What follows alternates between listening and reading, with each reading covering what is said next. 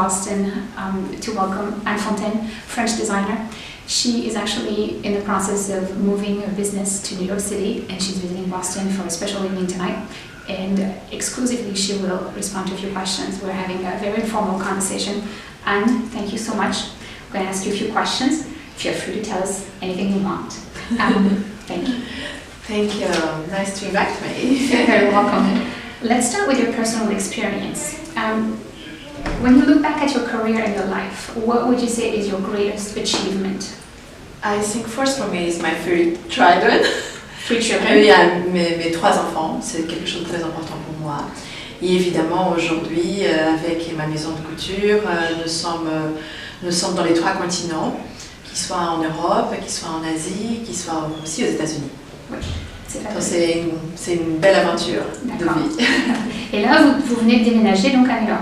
Voilà, justement, je viens de déménager à New York. En fait, nous sommes aux États-Unis depuis 2007. En fait, j'ai ouvert ma première boutique à Boston, justement.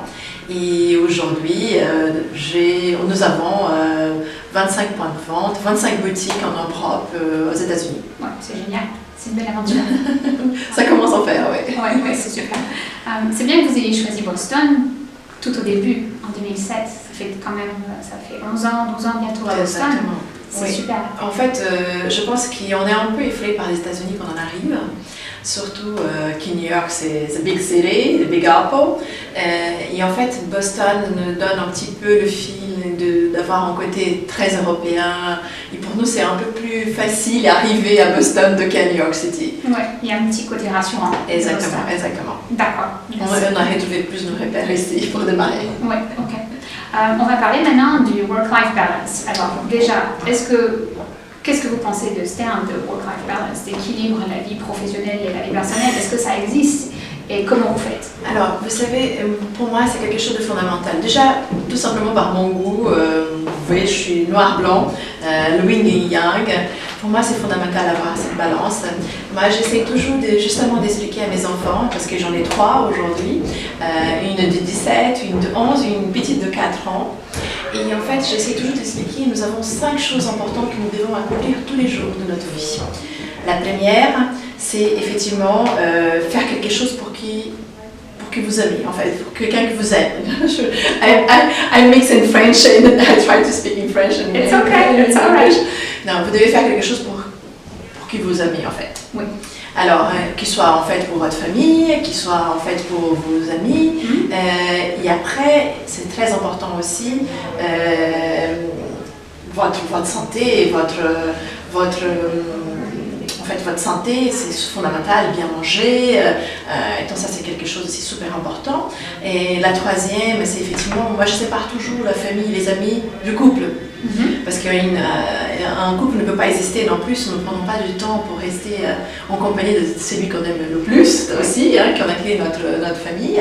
Donc c'est fondamental aussi de prendre du temps, c'est comme prendre un rendez-vous, un petit dîner en amoureux, un petit week-end en amoureux. Pour moi c'est fondamental de garder aussi cette harmonie au niveau du couple. Et après j'ai mes enfants aussi, qui c'est fondamental qu'ils se réalisent professionnellement. Moi, je suis une femme qui me suis réalisée professionnellement et donc je pense que c'est important pour tout le monde aussi de se réaliser professionnellement. Et en fait, la cinquième chose, nous devons toujours faire quelque chose pour notre planète, ou qu'il soit pour notre communauté, sauver notre environnement. D'accord. C'est très bon motto. Les bonnes règles, les 5 règles à suivre. Merci d'avoir partagé ça avec nous. En tant que maman qui travaille, donc vous avez 3 filles, la plus grande 17 ans, la plus petite 4 ans. C'est quoi, what is the biggest challenge? Quel est le problème le plus gros d'être une maman qui travaille? Et comment est-ce que vous contournez ça? Comment vous travaillez avec ça? Moi, je dis toujours, je pense que nos enfants ils sont heureux quand nous sommes heureux. Oui. Voilà, si vous êtes stressé parce que je ne m'occupe pas assez de ma fille, bon, effectivement, je parle autant d'aller dans toutes les réunions de leur école. Je ne m'oblige pas pour, je vais comme je peux. C'est quelque chose, je dis voilà, si vous êtes heureuse, vos enfants vont être heureux. Et moi, j'essaie toujours, pareil, de prendre du temps avec eux, qu'ils soient en week-end, qu'ils soient en matin, on prend le petit déjeuner ensemble. J'essaie de voir leurs devoirs au week-end au moins, parce que je ne peux pas faire ça dans la semaine. Vous voyez, j'essaie de gérer le maximum. Mais si vos enfants vous sentent bien dans votre peau, ils sont bien parce qu'ils sont heureux, et en fait, ils demandent que de l'amour, en fait. D'accord. Ok. So now we're going to talk about inspiration. Alors, tout au long de votre carrière, et même en étant petite fille, et jusqu'à même aujourd'hui, est-ce qu'il y a des femmes qui vous ont inspiré? And so, throughout your career, from being a little girl to now, are there women who have inspired you, or motivated you, or mentored you? Oh. Oui, toujours en fait. J'ai deux façons deux manières, deux types de femmes qui m'ont beaucoup inspirée. Une qui c'est beaucoup plus humanitaire, Mère Teresa. Voilà, je ne sais pas si tout le monde connaît Mère Teresa, mais j'étais toujours impressionnée par cette femme qui était très humaine et qui jusqu'à l'âge, moi je me rappelais ses photos très très vieilles, elle était encore en train d'aider les gens. Et moi, pour moi, c'est quelque chose de fondamental. Et évidemment, dans le milieu de la mode, j'ai toujours été inspirée par les femmes fortes des années 50, des années 60, par leur silhouette. Je trouve qu'elles étaient extrêmement féminines et beaucoup de force de caractère, beaucoup d'élégance en fait. Beaucoup d'élégance, d'accord. C'est deux extrêmes à chaque fois. En parlant de carrière, si vous aviez eu l'opportunité peut-être de faire autre chose, qu'est-ce que vous auriez aimé faire comme autre métier? If you had the chance to do something completely different, what kind of job would you have liked to have or a career? Moi, j'aime beaucoup le fait de soigner. Je trouve que c'est un métier magnifique, pas simplement physiquement, mais mentalement. Je trouve que c'est important que les gens se sentent bien dans leur peau.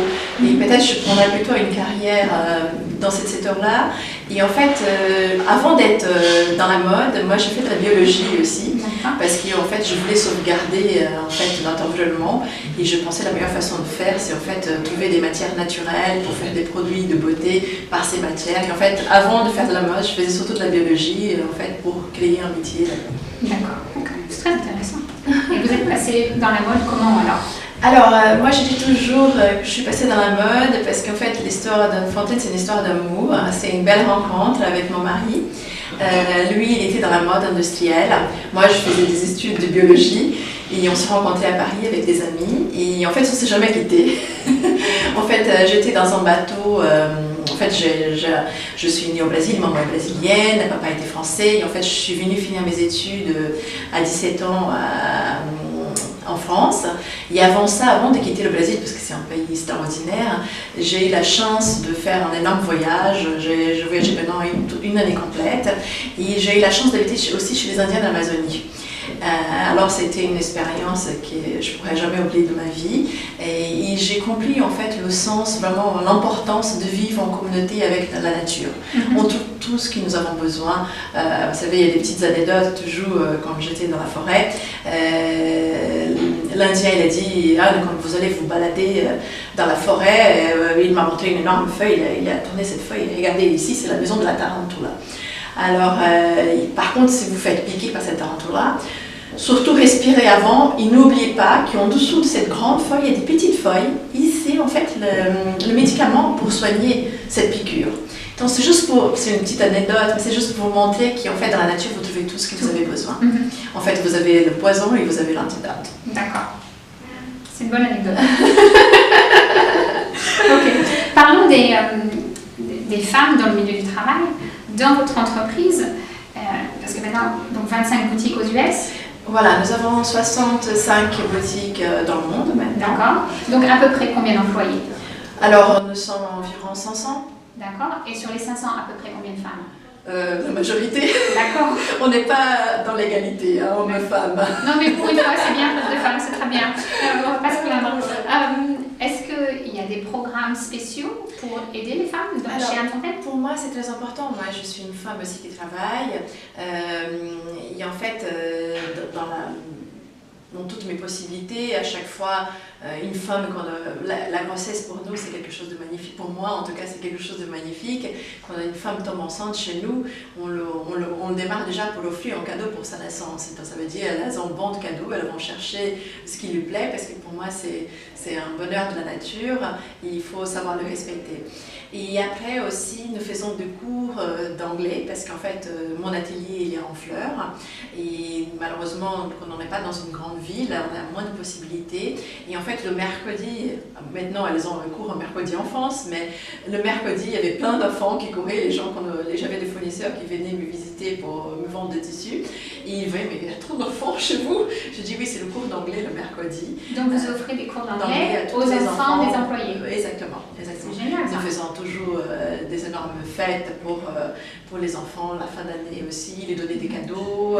Voilà, il y a toujours essayer pour moi, Anne Fontaine c'est aussi une famille.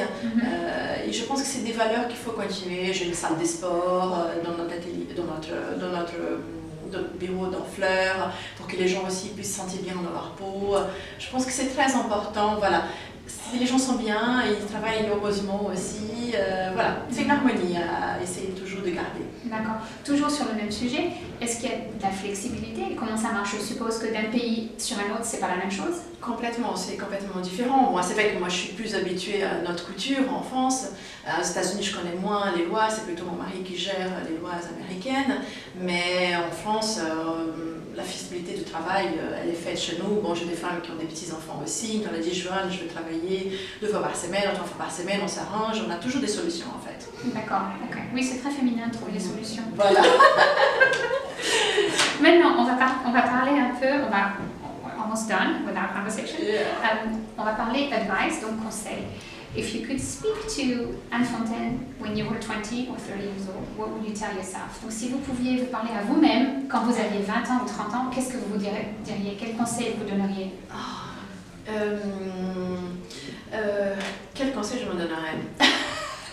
Je n'ai pas pensé à cette question encore, mais vous savez, je trouve que moi, je ne suis pas quelqu'un qui a des regrets.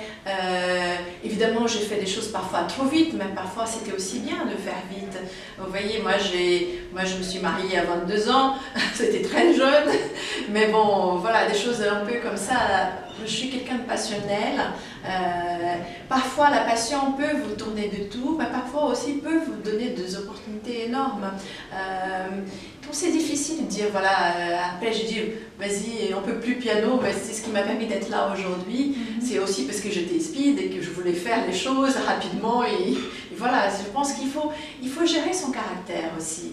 Ce qui est important, c'est que vous vous connaissez un petit peu, vous savez vos pour et vos contre, et essayez d'équilibrer justement le moment qu'il faut.